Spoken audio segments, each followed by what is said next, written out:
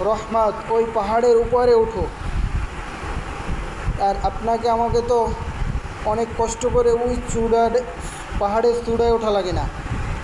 মোহাম্মদের উম্মত হওয়ার কারণে বলে নাই যে তোমারে মসজিদে না গেলে তোমারে মাফ করা হবে না।